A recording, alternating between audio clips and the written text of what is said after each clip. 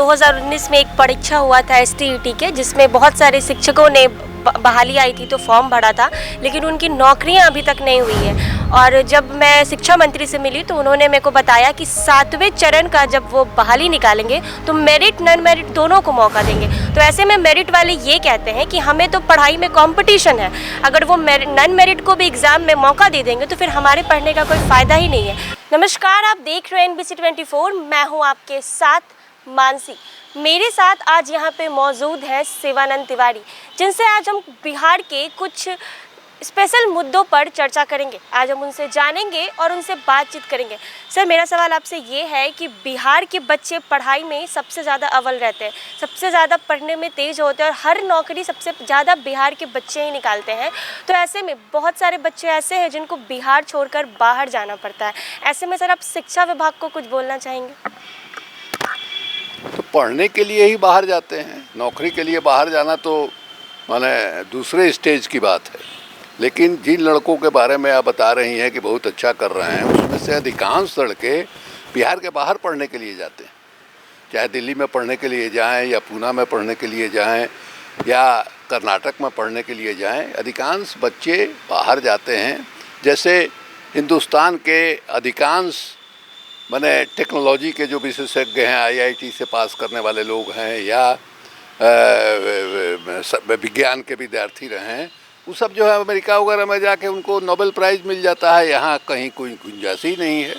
उसी तरह से बिहार में भी लड़के बाहर जाते हैं पढ़ने के लिए। सबसे पहला सवाल ये है कि यहाँ के जो शिक्षण संस्थान हैं और ख़ास करके जो हायर एजुकेशन के साथ साथ प्राइमरी एजुकेशन जो है, जो आधार है, बेस है, वो जब तक ठीक ठाक नहीं होगा तो ऊपर में शिक्षा कैसे माने लड़के अच्छा कर पाएंगे।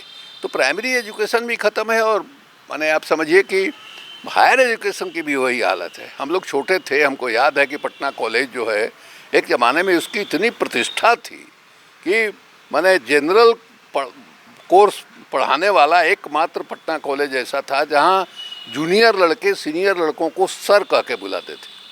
आज जो है पटना कॉलेज कहाँ चला गया?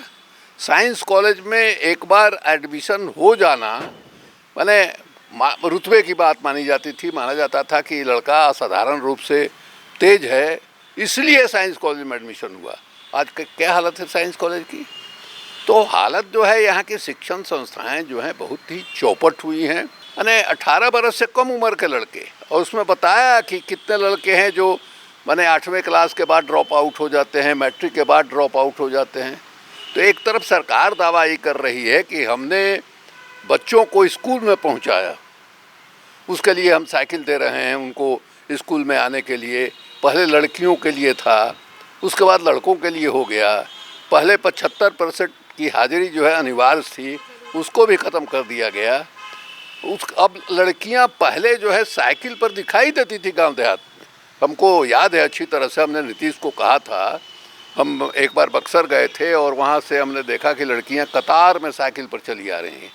तो बिहार में उस ढंग का दृश्य जो है, बिहार की जो सामाजिक बनावट है, यहाँ जिस तरह से कंजर्वेटिवनेस है, उसको देख के हमको बड़ा आश्चर्य लगा कि लड़कियां साइकिल चला रही हैं। गांव देहात में लड़कियां साइकिल पर दिखाई देती थी, कैरियर पर अपनी भाभी को, बहन को या माँ को बैठा करके भी बाजार लेके जाती हुई दिखाई देती थी। अब ख़त्म हो गया, अब कहीं दिखाई नहीं देता है, इसलिए कि गार्जियन जो है पैसा ले रहा है। लड़की को साइकिल मिलेगी तब ना उसके हाथ में, तो उसके हाथ में साइकिल मिल ही नहीं रही है। 75% की हाजिरी भी ख़त्म हो गई।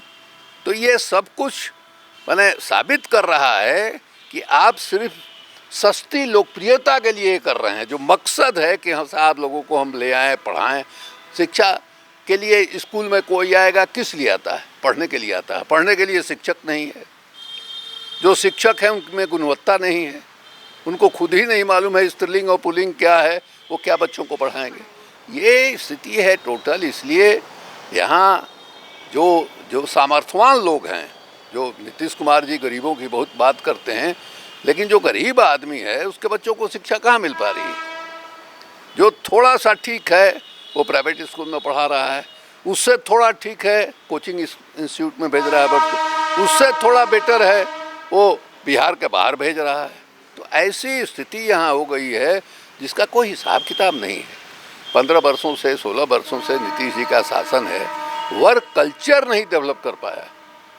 ये यहाँ की हालत है। इसलिए ये जो सवाल है ये बहुत ही माने बच्चों के शिक्षा को लेकर के या रोजगार को लेकर के ये बहुत माने कठिन सवाल है और बहुत आसानी से इसका जवाब नहीं दिया जा सकता है। लेकिन पहला तो यही है कि जो गवर्नेंस है, जो सरकार है, वो सरकार इस तरफ बिल्कुल उसका ध्यान नहीं है। सर, अभी 2019 में एक परीक्षा हुआ था एसटीईटी के, जिसमें बहुत सारे शिक्षकों ने बहाली आई थी तो फॉर्म भरा था, लेकिन उनकी नौकरियां अभी तक नहीं हुई है। और जब मैं शिक्षा मंत्री से मिली तो उन्होंने मेरे को बताया कि 7वें चरण का जब वो बहाली निकालेंगे तो मेरिट नॉन मेरिट दोनों को मौका देंगे। तो ऐसे में मेरिट वाले ये कहते हैं कि हमें तो पढ़ाई में कंपटीशन है, अगर वो नॉन मेरिट को भी एग्ज़ाम में मौका दे देंगे तो फिर हमारे पढ़ने का कोई फ़ायदा ही नहीं है। तो सर, आप इस पर कुछ बोलना चाहेंगे?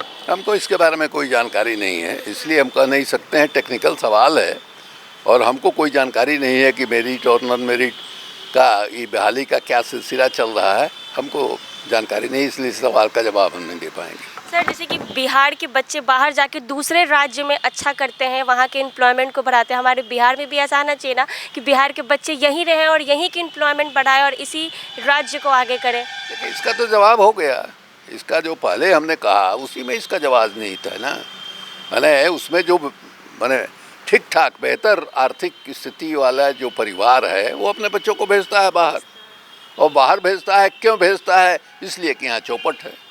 जो बच्चे बाहर जा रहे हैं, बड़े पैमाने पर बाहर जा रहे हैं, वही इस बात को साबित करता है कि यहाँ की शिक्षा व्यवस्था जो है बिल्कुल चौपट है। शिक्षा मंत्री को इस पे कुछ सोचना चाहिए, है ना सर? शिक्षा पूरी सरकार की जवाबदेही है, एगो मंत्री क्या करेगा? ये आज का कोई संकट है। तो आपने देखा कि शिक्षा बिहार की सबसे बड़ी मुद्दा है अभी, कि बिहार में शिक्षा व्यवस्था अब अच्छे तरीके से ठीक नहीं है। सर, आपका बहुत बहुत धन्यवाद हमें अपना समय देने के लिए। चलिए ठीक है, बहुत बहुत धन्यवाद आपको भी।